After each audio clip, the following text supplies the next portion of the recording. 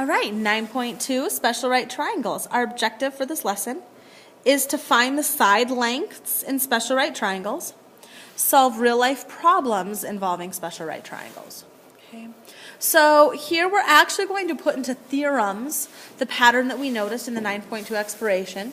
If you haven't already done so, sorry for the bump, if you haven't already taken these notes, please go back, watch the first video, and take these notes, please. It'll help give a nice foundation to this video. Okay. So we talked about that isosceles right triangle. Here we call it a 45, 45, 90 triangle just because that's the angles. It's got two 45-degree angles and one 90-degree angle. So we call it a 45, 45, 90 triangle. So in a 45, 45, 90 triangle, the hypotenuse is 1.2 times as long as each leg. So the hypotenuse is equal to the leg times the square root of 2. So I would write this, the hyp equals leg times root 2. So I always start all of my 45, 45, 90s with this first equation and plug in what I know. Okay. So first we have to identify, do we have a 45, 45, 90? Okay. So here in this first problem, we've got a side that's 22 and a side that's 22. So I know these two sides are congruent, which tells me these angles are congruent, which tells me, yes, this is a 45, 45, 90 because it has that 90-degree angle in it. Okay, so it is a 45, 45, 90. So I'm going to start by writing hyp equals the leg times root 2. Okay, and then fill in what we know. The hypotenuse is the x in this case. The leg is 22 times the square root of 2. Well, I pretty much have it then. X is equal to 22 times the square root of 2. We could then get the approximately 22 times the square root of 2 gives me 22 times the square root of 2, approximately 31.1. Okay. I really want the exact, but if you want to get an idea on how big this is a little over 31, okay, which makes sense because this is 22. Okay. Right, here's for B. Again, we have to identify, do we have a 45, 45, 90? Well, they'll tell me these two sides are both x, which tells me they're congruent, which tells me these angles are congruent, which means it's a 45, 45, 90. So again, I always start. The hypotenuse equals the leg times root 2. The hypotenuse in this case, this is my hypotenuse because it's opposite my 90-degree angle. Okay. So it's opposite my 90-degree angle. So the hypotenuse here, my longest side, is 10 root 2. So again, that's my hypotenuse. So I replace hypotenuse with that, 10 root 2, equals the leg, that's what we don't know, leg times root 2. This one's going to involve a little bit of solving because I need to solve this for x.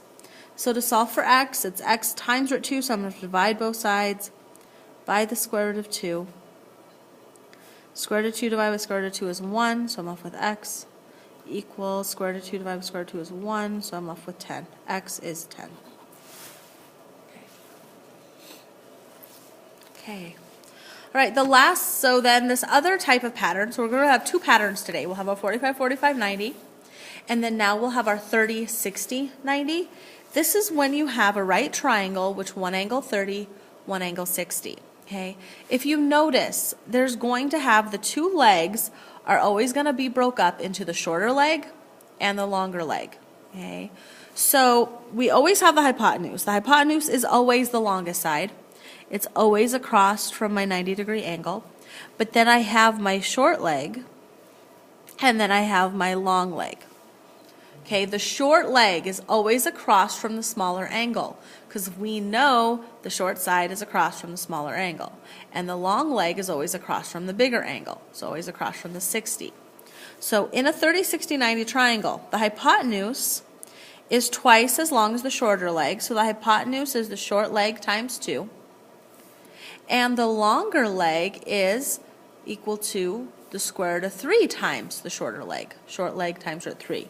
So really my two equations here in a 30, 60, 90, my hypotenuse equals short times 2. My long equals short times root 3. Okay. So really, these are the two equations that we'll use over and over. And again, I always write that equation down first, whichever one I'm using, or write them both and fill in which we know. Okay? Right, so here it says find the values of x and y. Write your answer in simplest form. So here's x, y is actually over here. So the first thing I'm going to do is I'm going to label my sides. Okay, so this is a 90-degree angle, which tells me this side over here is my hypotenuse. This is my 60-degree angle, which tells me this one over here has to be 30 because it has to equal 180. Since this is my 30-degree angle, this one over here is my short side. My 60-degree angle across from my 60 will be my long. So I'm going to write my two equations. In a 30, 60, 90, I know the hypotenuse is equal to the short times 2, and the long side is equal to the short times root 2. Sorry, root 3. Square root 3. Sorry, square root 3. Okay. Right, so now I just need to fill in kind of what we know and try to come up with some equations. So my hypotenuse is 30 equals short side, which we don't know, but it's y times 2. Okay. Now the long side, which is x, equals short side, which is y times root 3. So we look at these equations, and this one's going to be hard to solve because it's got both x's and y's. This one has only y's, so y times 2 equals 30. So to get rid of the times 2, we divide by 2. So y we know is equal to 15. So we know the short side, put it up in my picture, the short side is 15. Well, now that we know that y is 15, we can come in and sub this in for y over here. So then x is going to equal 15 times root 3. Well, that's just 15 root 3. So there's the length of our long side. Here's the length of our short side. Okay. So again, start with these equations first. That'll make life way easier. Okay. All right. A warning sticker, example 3. A warning sticker is shaped like an equilateral triangle with side lengths of 4 inches. So I'm going to draw a separate picture off to the side here. That'll make it easier to draw on. Okay. So it's equilateral, which tells me all the sides are the same. Okay.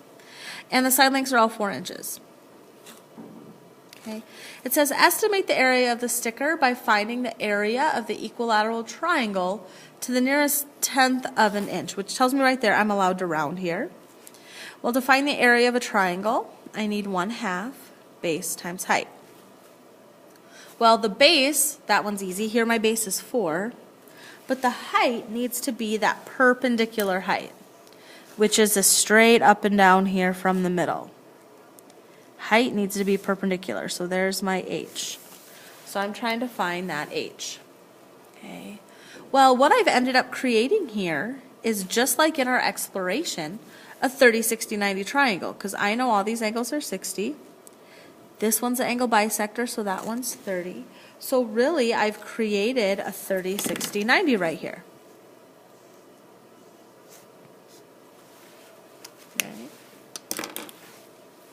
So in this 30, 60, 90, this side here, if we're looking at this right triangle, this side here is my hypotenuse. My short side is over here. My long side is this hypotenuse. Sorry, that's not my hypotenuse, that's my height. Not hypotenuse, height. Okay, so we're looking for our hypotenuse here, which is that long side. Okay, so that long side, so let's go ahead and let's write our 30, 60, 90 relationship here. The hypotenuse is equal to the short side times 2, and the long side is equal to the short side times root 3. We're trying to find that long side. That long side is the height of our triangle. So I need to multiply the short side, which again, the short side is half the hypotenuse. Hypotenuse is 4. We can do that one in our head. Short side is 2. So short side is 2 times the square root of 3. So my height here is 2 square root of 3. So that's all I needed to know to find the area. So my area, 1/2 base times height. 1/2. The whole base of this triangle is 4. The height of this triangle is 2 root 3. So I can do this all in one step in my calculator to prevent rounding error. 1/2 times 4 times 2 the square root of 3. And it says to round to the nearest tenth of an inch, so tenth would be the 9. So the area is approximately 6.9. Since its area, it would be square inches. Okay. All right. Next one, example 4. This is our last example, then we're done. Okay, a tipping platform is a ramp used to unload trucks. So basically, this truck drives onto this ramp. This ramp is 80 feet long here. And there's a hydraulic engine, a hydraulic pump down here that's going to tip this up so that everything can drain out of the back of the truck, like this. Okay. So it says, how high is the end of an 80-foot ramp? So we're looking for how high, how tall up is this when the tipping angle is 30 degrees, when it's 45. So I'm going to do this as 2 separate problems. Let's do the 30-degree one first. So again, we have this ramp tipping up here, and it's making a 30-degree angle with the ground. Okay. So it's making here a 30-degree angle right in there with the ground. Here's my right angle, so this angle here is 60 degrees.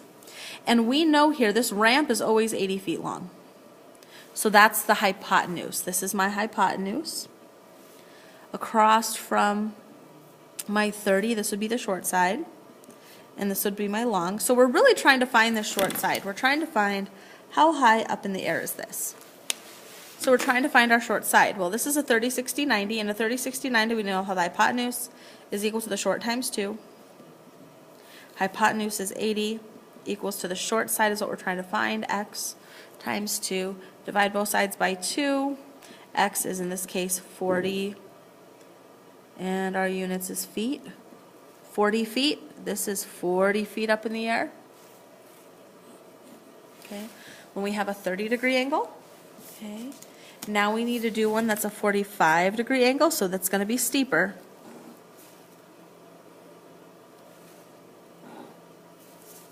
Okay. So now we have a 45-degree angle, which means this one's also a 45-degree angle.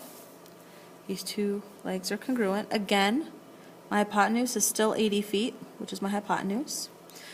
Okay, again, these two legs are the same in this case. In a 45, 45, 90, the hypotenuse is equal to the leg times root 2.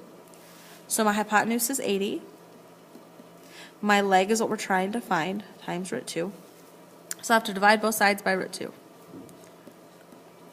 Okay, those cancel, so x is going to be equal to 80 divided by root 2. We don't like square roots in our denominator, so I'm going to have to rationalize that. Multiply numerator and denominator by root 2. So, bring it up over here, I'd have 80 root 2 divided by root 2 times root 2 is root 4. Well, the square root of 4 is 2, so 80 root 2 divided by 2. 80 divided by 2 is 40 root 2's. Okay. So how high is the end of an 80-foot ramp when the tipping angle is 30 degrees? It's 40 feet up. When it's 45 degrees, it's 40 root 2, which if you want to get a general idea on how big that is, 40 root 2 is approximately 56.6 feet in the air. Better put feet on the end of these. Okay. All right, go ahead and jot down your practice. Please see me if you need help. Good luck.